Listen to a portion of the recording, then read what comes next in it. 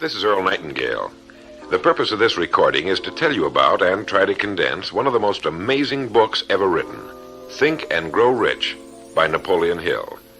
Without question, this single book has had a greater influence on the lives, accomplishments, and fortunes of more individuals than any other work of its kind. All over the free world, there are literally thousands of successful men in all lines of work who are where they are today because they once picked up and bought a copy of Think and Grow Rich, and they'll be quick to tell you so. I first discovered this remarkable book in the fall of 1949. It was of enormous help to me. It helped me decide once and for all how I was to accomplish my goal. It unified my thinking and gave me a straight, clear road to the point I had decided to reach. One of my closest friends found the book several years ago and stayed home for 3 days reading and digesting its material, and he then went on to reach the top in his industry. I've sat in richly paneled, carpeted executive offices and listened to world-famous business leaders, some of them old enough to be my father, tell me that everything worked out fine after they had read Think and Grow Rich. Now, what's the secret of this amazing book? Why has this book, out of all the thousands of self-help books, remained the one towering giant? I think to understand this, you have to know Napoleon Hill as I do. He certainly was not the first man to be appalled at the poverty and seemingly endless struggle and lack of direction he saw about him as a boy and as a young man, nor was he the first to write on the subject. But he possessed two unique, highly developed abilities seldom found in one man. The first was in the manner in which he approached his subject. Napoleon Hill went after the answers to achievement in the same way a scientist seeks to open to the light of reason a secret of nature.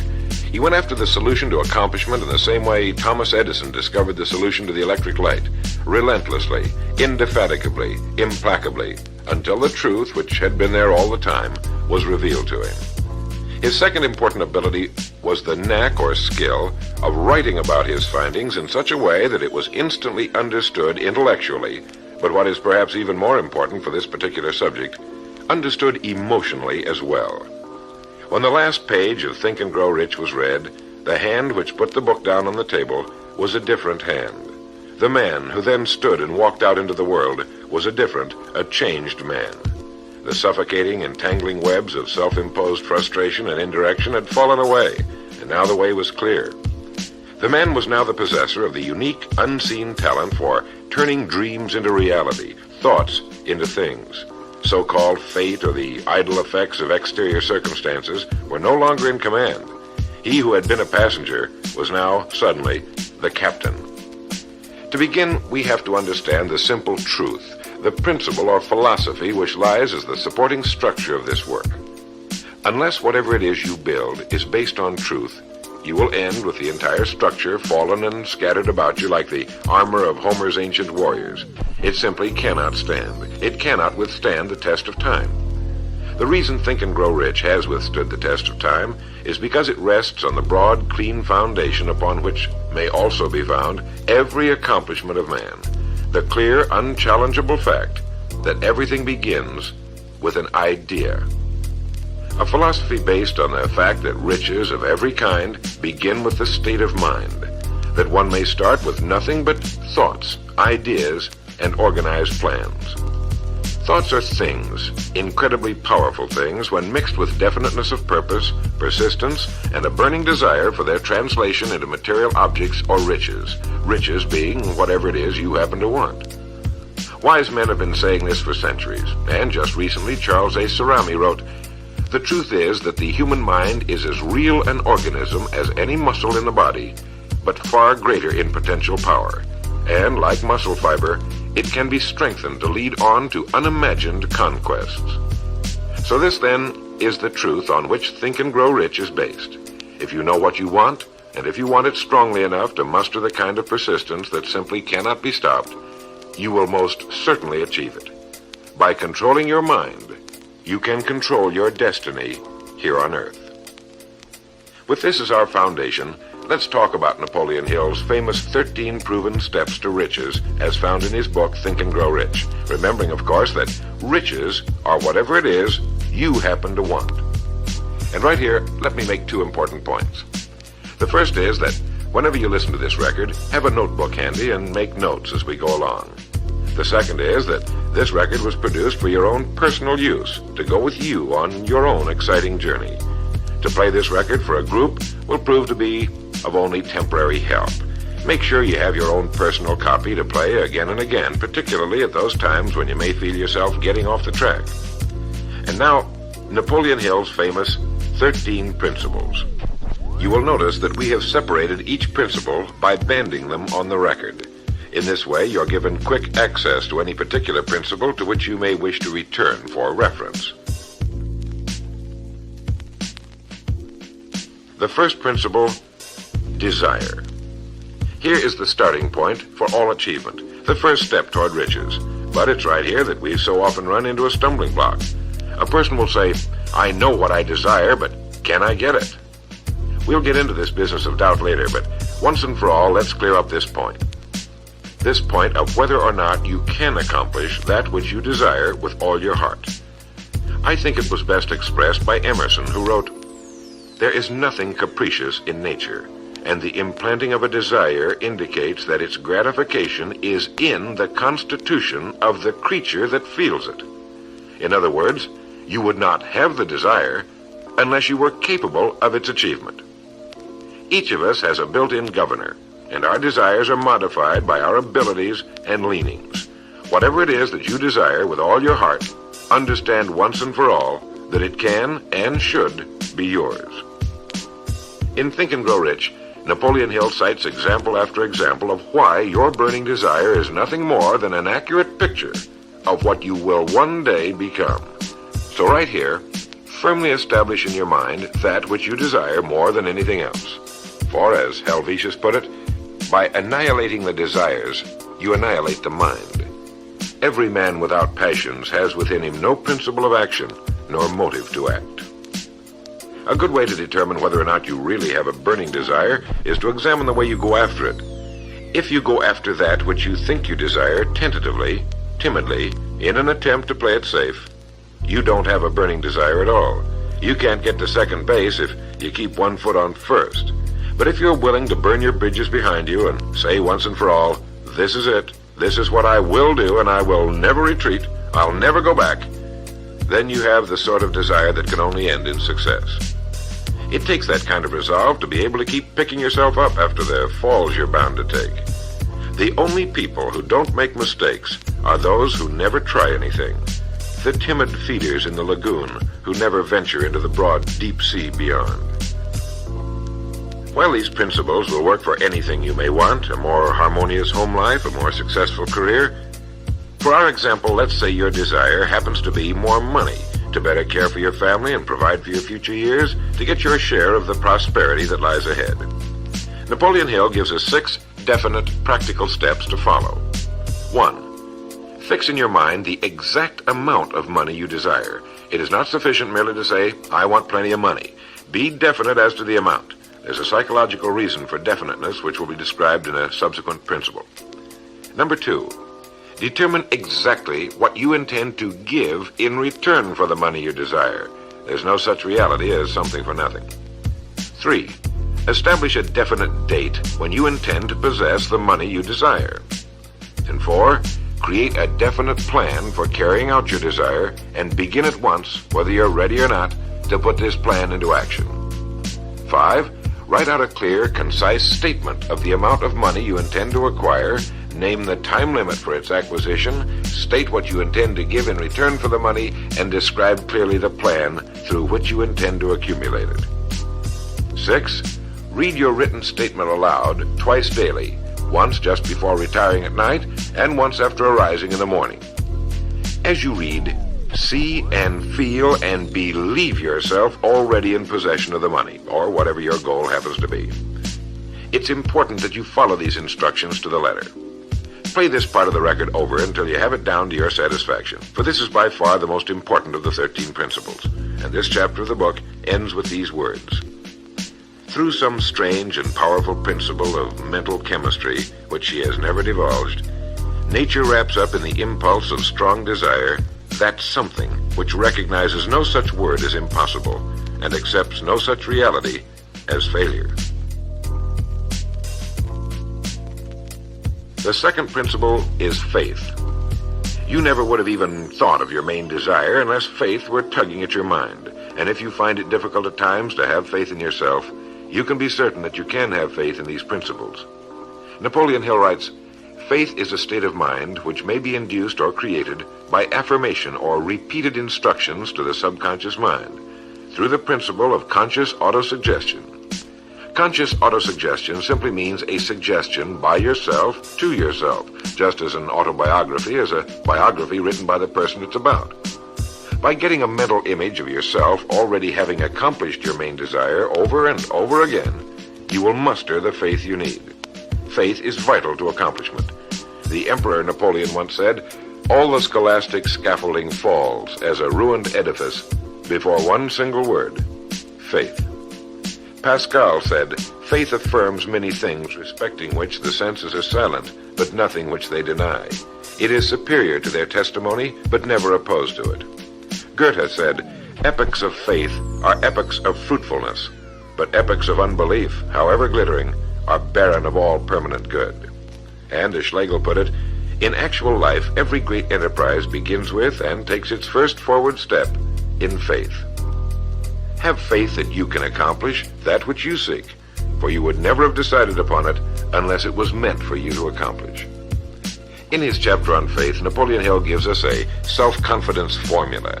First, I know that I have the ability to achieve the object of my definite purpose in life, therefore I demand of myself persistent, continuous action toward its attainment, and I here and now promise to render such action. Second, I realize the dominant thoughts of my mind will eventually reproduce themselves in outward physical action and gradually transform themselves into physical reality. Therefore, I will concentrate my thoughts for 30 minutes daily upon the task of thinking of the person I intend to become, thereby creating in my mind a clear mental picture of that person. Third, I know through the principle of autosuggestion, any desire that I persistently hold in my mind will eventually seek expression through some practical means of attaining the object back of it. Therefore, I will devote 10 minutes daily to demanding of myself the development of self-confidence.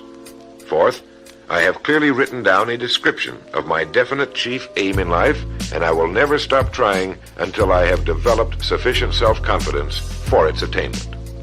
Fifth, I fully realize that no wealth or position can long endure unless built upon truth and justice. Therefore, I will engage in no transaction which does not benefit all whom it affects.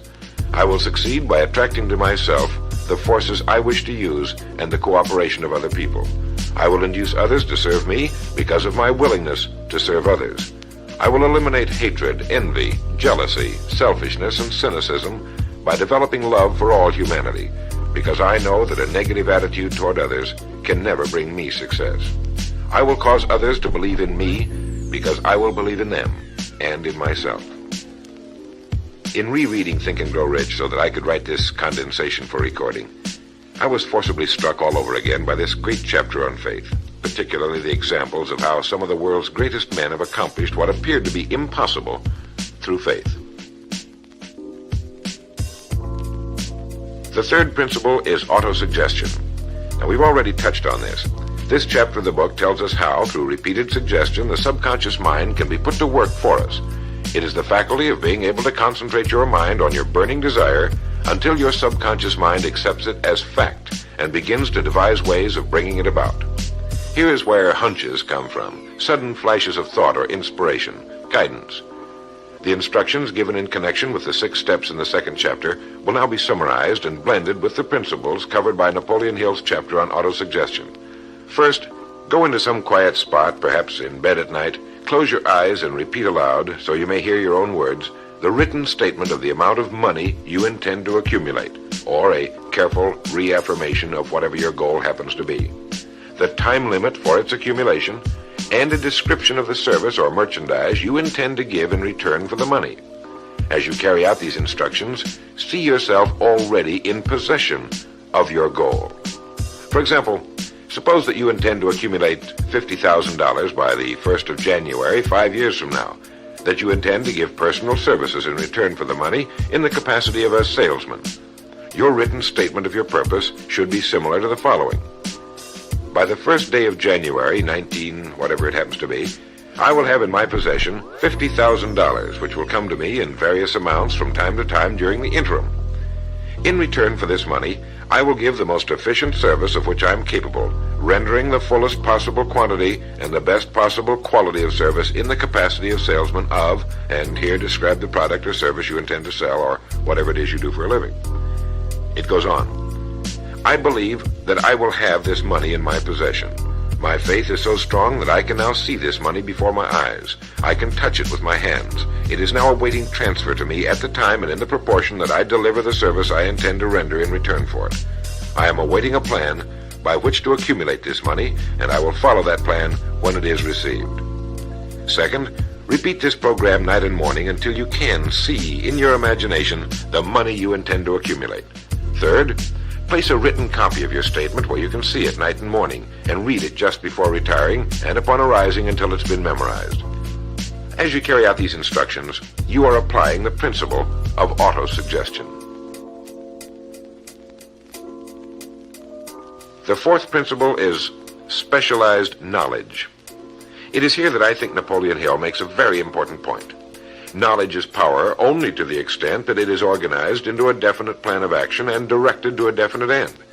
To quote from the book, before you can be sure of your ability to transmute desire into its monetary equivalent, you will require specialized knowledge of the service, merchandise, or profession which you intend to offer in return for fortune. Perhaps you may need much more specialized knowledge than you have the ability or the inclination to acquire. And if this should be true, you may bridge your weakness through the aid of your mastermind group. More on this later, but for now realize that you must learn all you can about your specialty. Set aside a definite time every day for learning more about what it is you do for a living. Take the courses that are offered on your subject and associate with men who know your business well. The fifth principle is imagination. The imagination is literally the workshop wherein are fashioned all plans created by man. The impulse, the desire, is given shape, form, and action through the aid of the imaginative faculty of the mind. It has been said that man can create anything he can imagine.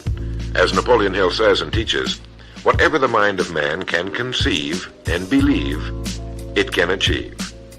Man's only limitation within reason lies in his development and use of his imagination and subsequent motivation to action. The great leaders of business, industry, finance, and the great artists, musicians, poets, and writers became great because they developed the power of self-motivation. Incidentally, one of the best books ever put together on this subject, if not the greatest, is Success Through Positive Mental Attitude by Napoleon Hill and W. Clement Stone. I suggest you get a copy from your bookstore at your earliest convenience. If your bookstore happens to be out of the book, you may obtain a copy by writing to the address on the label of this record. As you go about your daily work, think constantly of ways in which it could be done better, more efficiently. Think of the changes that are inevitable. Can they be made now? And if you feel limited, remember the words of the late Frank Lloyd Wright. He said, "The human race built most nobly when limitations were greatest, and therefore when most was required of imagination in order to build it all. Limitations seem to have always been the best friends of architecture." As you build your future from this point onward, don't concern yourself with limitations, but remember that they may be your best friends, since they require imagination if we're to rise above them. And as Beecher said, the soul without imagination is what an observatory would be without a telescope. Now, if you'll turn this record over, we'll get to the sixth principle.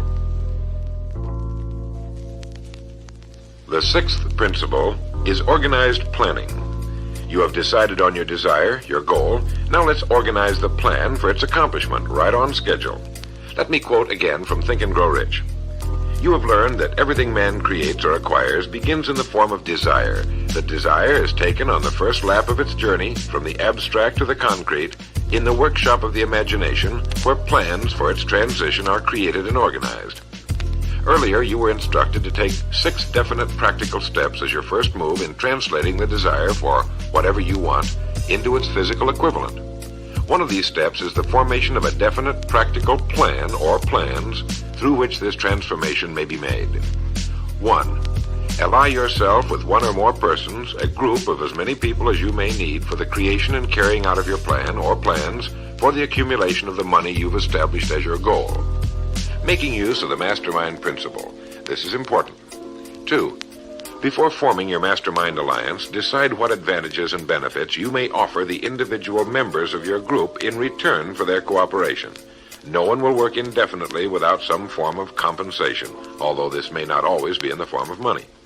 3. Arrange to meet with the members of your mastermind group at least twice a week, and more often if possible, until you have jointly perfected the necessary plan or plans for the accomplishment of your goal. 4. Maintain perfect harmony between yourself and every member of your mastermind group. Keep in mind these facts. First, you're engaged in an undertaking of major importance to you. To be sure of success, you must have plans which are faultless. Second, you must have the advantage of the experience, education, native ability, and imagination of other minds. This is in harmony with the methods followed by every person who has risen above the average. Work at this until you have a well-executed, formal plan for reaching your objective.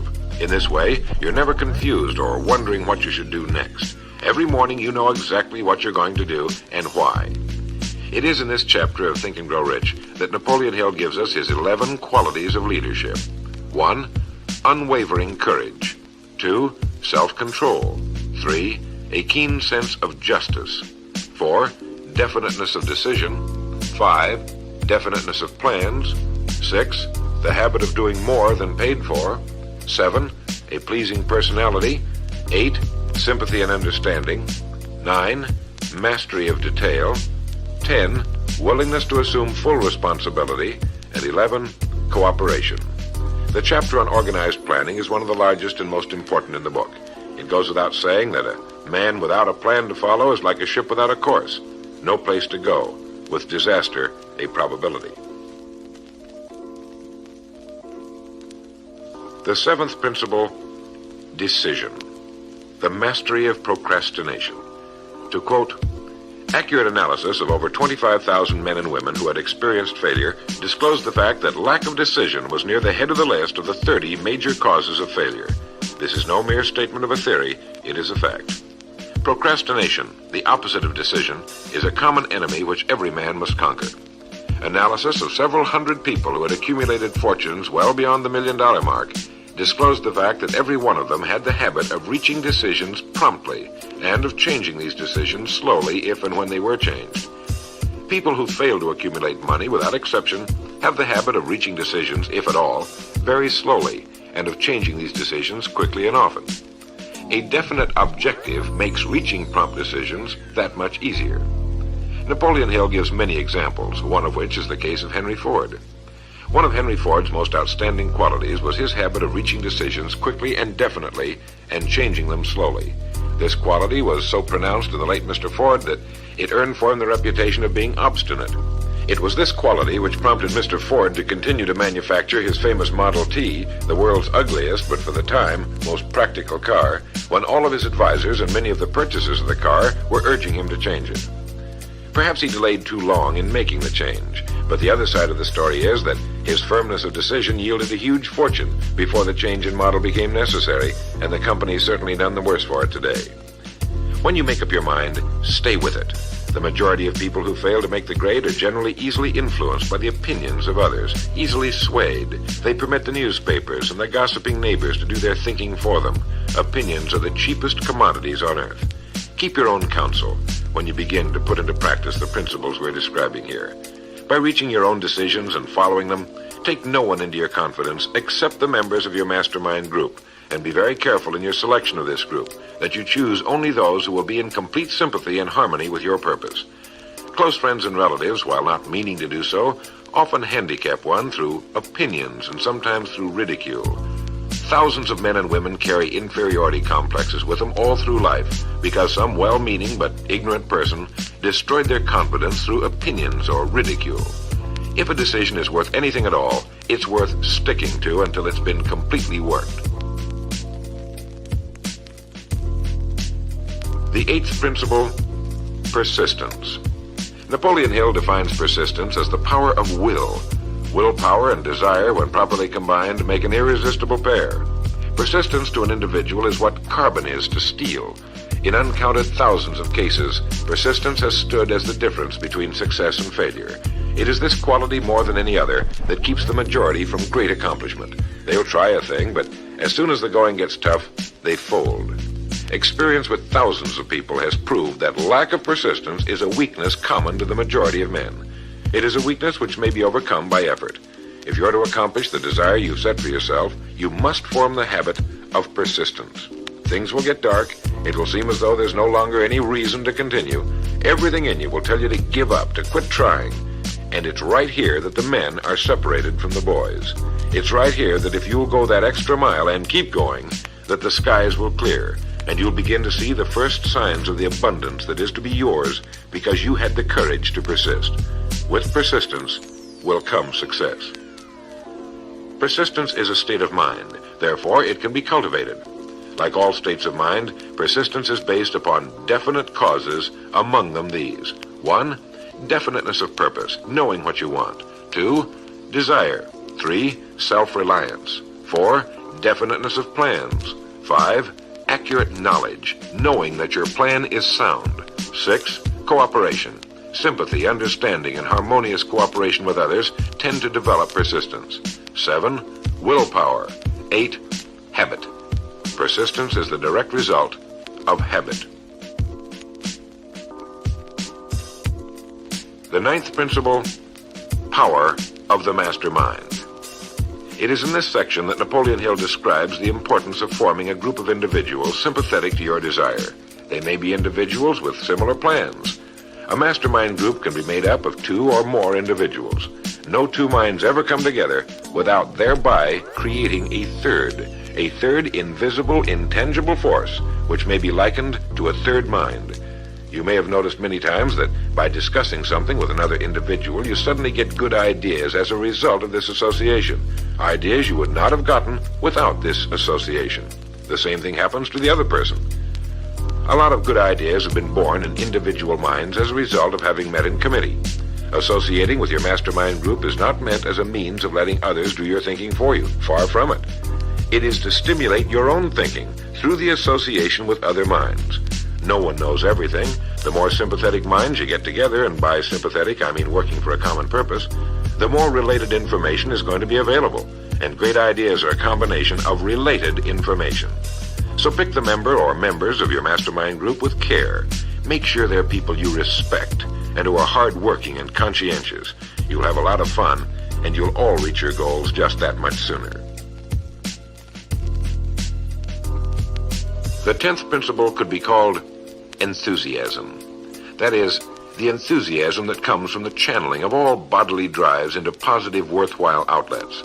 It is in this chapter that Napoleon Hill describes the importance of the woman, the one and only woman, in the achievement of a worthwhile goal. It seemed quite significant to Mr. Hill that practically every great leader was a man whose achievements were largely inspired by a woman. When things get tough, and you can count on it, they will, you may be deserted by what you thought were friends. But if you've got a good woman, you'll never be alone. She'll be willing to start over again if necessary, and she'll give you the new enthusiasm that comes through her faith in you. Having someone to love is having someone to share your success and accomplishments, to give you the praise that all of us need from time to time. A man can become successful without a wife and family, but all the real joy is taken out of it. Take care of your wife and children as your greatest possessions.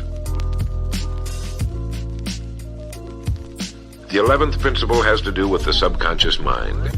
The subconscious mind consists of a field of consciousness in which every impulse of thought that reaches the objective mind through any of the 5 senses is classified and recorded, and from which thoughts may be recalled or withdrawn as letters may be taken from a filing cabinet.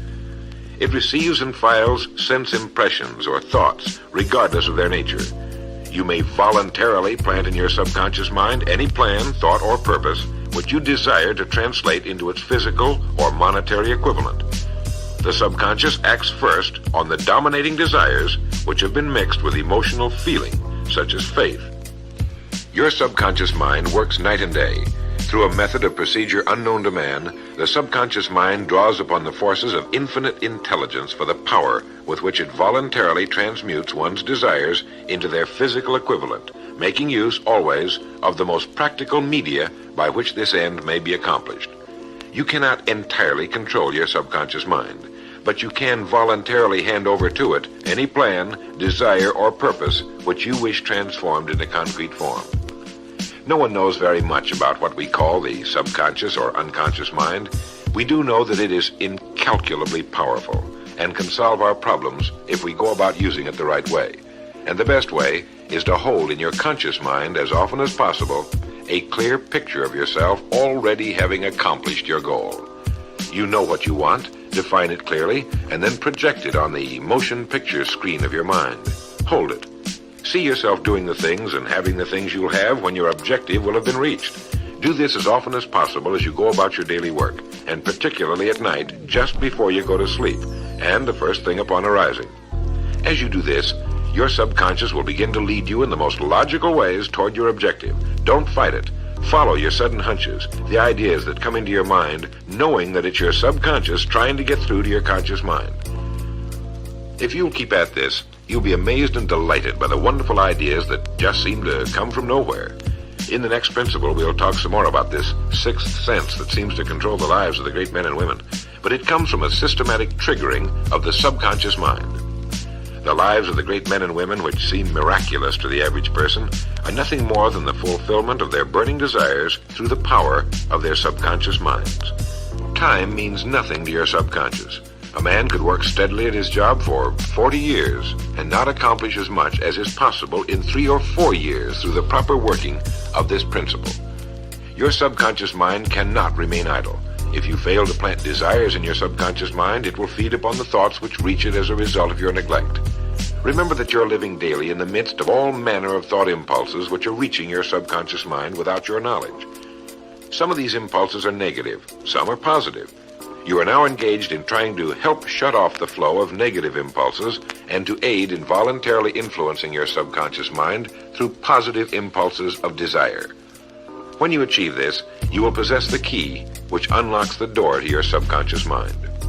Bulwer wrote, "The man who succeeds above his fellows is the one who, early in life, clearly discerns his object, and toward that object habitually directs his powers. Even genius itself is but fine observation strengthened by fixity of purpose. Every man who observes vigilantly and resolves steadfastly grows unconsciously into genius." The key word there is unconsciously. Know what you want. Decide once and for all that it will be yours. Remain steadfast on course, propelled by faith, and your subconscious or unconscious mind will do the rest. The 12th principle, as outlined in Think and Grow Rich by Napoleon Hill, has to do with the brain. If you had access to all the wealth in the world and took a penny, you would be doing exactly what you very probably have been doing in the use of your brain.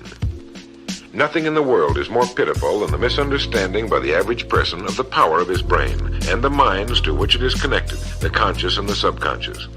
You own in your brain the most marvelous, miraculous, inconceivably powerful force the world has ever known. Take, for example, the fact that the number of lines which connect the brain cells with one another equal the figure 1 followed by 15 million ciphers. It has been determined that there are from 10 to 14 billion cells in the average human cerebral cortex. It is inconceivable that such a network of intricate machinery should be in existence for the sole purpose of carrying on the physical functions incidental to growth and maintenance of the physical body. This is the mechanism that has given us the supersonic airplane, our deep rocket probes into outer space. The sciences, the arts, all that we know and use today and will use tomorrow have hatched from this small gray mass each of us carries around. Can you doubt, even for a moment, that it can bring you and yours everything you want here on Earth? Of course it can. If you will recognize your power as an individual and stop acting like those who have never even thought about it. Give it the job you've decided to accomplish and watch it handle it. The 13th and final principle is called the sixth sense. The sixth sense can be described as the sense through which infinite intelligence may and will communicate voluntarily without any effort from or demands by the individual. This principle is the apex of the philosophy. It can be assimilated, understood, and applied only by first mastering the other 12 principles. The sixth sense is that portion of the subconscious mind which has been referred to as the creative imagination. It has also been referred to as the receiving set, through which ideas, plans, and thoughts flash into the mind. The flashes are sometimes called hunches or inspirations. The sixth sense defies description. It cannot be described to a person who has not mastered the other principles of this philosophy, because such a person has no knowledge and no experience with which the sixth sense may be compared. The sixth sense is not something that one can take off and put on at will. Ability to use this great power comes slowly through application of the other principles we've outlined. Many individuals come into a workable knowledge of the sixth sense even before the age of 40, but more often the knowledge is not available until one is well past 50, and this for the reason that the spiritual forces with which the sixth sense is so closely related do not mature and become usable generally except through years of meditation, self-examination, and serious thought. But begin to develop it now by applying the principles we've talked about here. Remember this: man can create nothing which he does not first conceive in the form of an impulse of thought. Man's thought impulses begin immediately to translate themselves into their physical equivalent, whether those thoughts are voluntary or involuntary.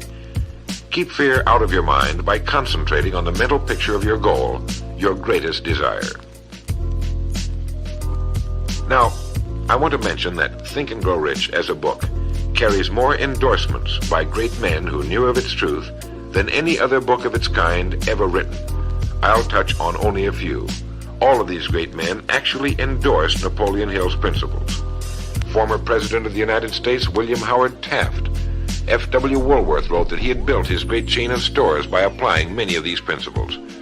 Robert Dollar, who built the great Dollar steamship line, wrote, "If I had had this philosophy 50 years ago, I suppose I could have accomplished all that I've done in less than half the time. I sincerely hope the world will discover and reward you." Samuel Gompers wrote that the mastery of these principles is the equivalent of an insurance policy against failure. President Woodrow Wilson, John Wanamaker, the merchant prince, wrote, "I know that your fundamentals are sound because I've been applying them in my business for more than 30 years. George Eastman, the world's largest maker of cameras, Thomas Edison, Luther Burbank, Theodore Roosevelt, E.M. Statler, John D. Rockefeller. I think you know that the endorsements of these great men could not have been bought with all the money in the world. What we have been talking about here can change your life, can bring you anything and everything worthwhile you want in life for yourself and your family. Cut yourself away from the average, from the mediocre, and chart your course on the dream in your heart. These 13 principles will never let you down, as long as you use them. And now, it is with great pleasure that I give you the author himself, Napoleon Hill. Thank you, Earl Nightingale. The message which you who are listening have just heard has brought you within 3 short steps of the supreme secret of success. The same secret which has brought happiness, peace of mind, and financial success to countless thousands of people who have read Think and Grow Rich. The same secret which has made master salesmen out of ordinary order takers. And the same secret which has brought friendship, love, and marriage to men and women who have come under the spell of the 13 principles which Earl Nightingale has just described.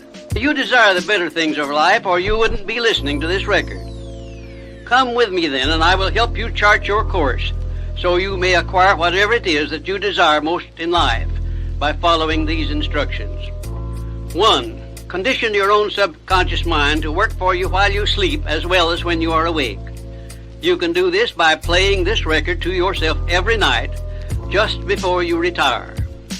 Then, before you go to sleep, after hearing the record, write out a clear statement of what you wish to accomplish the following day and request your subconscious mind to work during the night and provide you with the plan you will need to achieve your purpose. 2. Form a personal mastermind group of 2 or more people who are closely associated with you. They can be members of your family, your business, or your professional associates, or people who work where you are employed. And play this record in their presence at least once a week. After you have done this, engage in a friendly roundtable discussion of the 13 success principles and request each person in the group to participate and to look for inspirational ideas which may help him or her to become more successful. 3.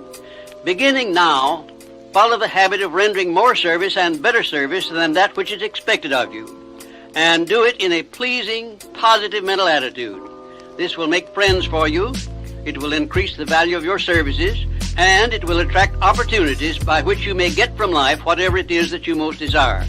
Follow these instructions to the letter, and you will surely see the day when you can express a prayer of gratitude for having had the privilege of hearing and acting on the message which Earl Nightingale has given you through this record. And now, may I reach out across the space and the time which separate us and offer you a hand of friendship and a sincere prayer that you will be blessed with a richer and a fuller life because of this message. Your big opportunity may be right where you are now. Follow these instructions faithfully, and it will reveal itself to you.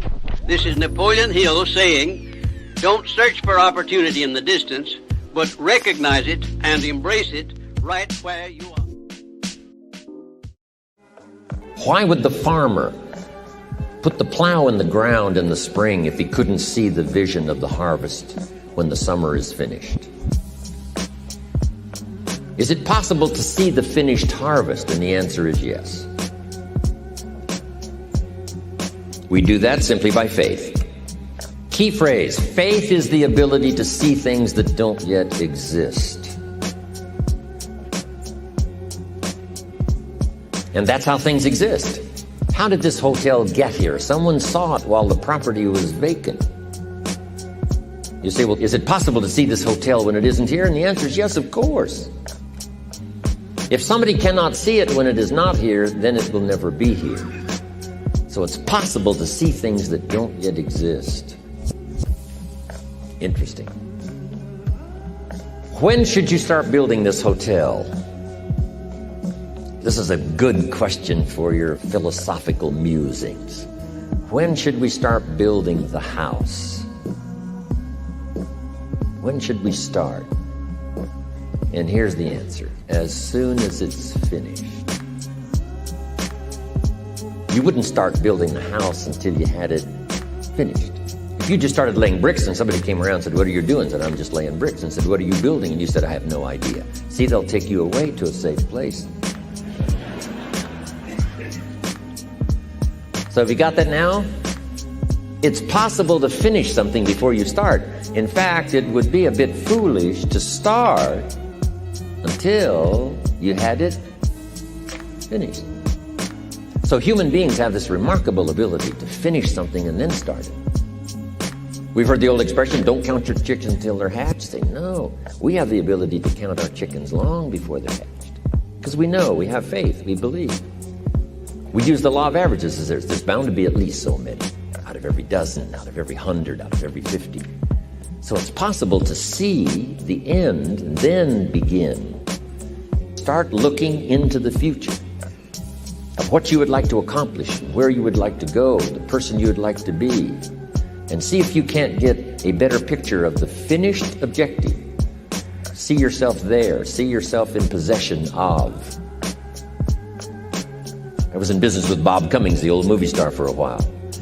He said, decide what you want and then act as if you already had it. And being an actor, he could give us a few tips on acting. Decide what you want and act as if it was already yours. Now, the reason we can act thinking that it's already ours is because not only can we vision the end results, we can also vision the beginning of making it real. So we don't start till it's finished, but it is possible for human beings to finish something before they start.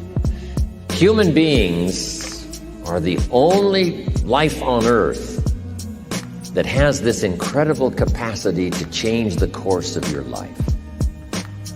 No other life form can do that. Every other life form except humans seems to operate simply by instinct and the genetic code. In the winter, the goose flies south. How often? Answer, every winter. If you said to the goose, hey, it'd be better this year to go west, he ignores that advice. And the reason is because he cannot make choices and listen to advice of something that might be better. He has to obey instinct and the genetic code. But now jot this down, not human beings. Human beings can alter the course of their life. Human beings can live one way for 5 years, tear up that script, live a totally different way the next 5 years. The first 6 years of my economic life, I wound up broke. The second 6 years, I wound up rich. Someone says, how did you do that? Here's number one. I discovered I was not a goose. Someone says, don't you have to do the second 6 years like you did the first 6 years? And jot this down. No, you don't have to live the second 6 years like the first 6. You can use all the information and all the advice and repairing all of your mistakes and adopting a new and refined philosophy so that the next 6 years can be totally different than the last 6. No other life form can do this. See, if you were a tree, you'd be stuck. As a tree, if you used up all the nourishment that was around you and you couldn't change location, see, you would die. But that's not true. Human beings can change location, go north, south, east, west, live here for a while, live somewhere else for a while. So that's a note to make. You can greatly alter the course of your life. Now here's the next note to make. 5 years from now, you will arrive. The question is where? This is for mature people now. If you keep up your present disciplines and keep up the present pace that you're on, where will you be in 5 years? Boy, it's easy to say, hey, I haven't really thought about that. So now make this note. In 5 years, here's the probability. You will either arrive at a well-designed destination or an undesigned destination. Well-designed or undesigned. And I promise you, 5 years from now, you really don't want to arrive at an undesigned destination. Because you may very well wind up wearing what you don't want to wear, driving what you don't want to drive, living where you don't want to live, maybe doing what you don't want to do. Simply because you didn't design a better destination. Key phrase, we go the direction we face. We go the direction we face. If you start designing something at the end of this direction, sure enough, you will start going the direction you face. And we face the direction we design. So, 5 years from now, I wish for you to arrive at a well-designed place. A place of productivity, a place that'll make you feel good about yourself, a place that'll give you honor and respect, a place that'll give you influence to touch other people 5 years from now that you couldn't do today.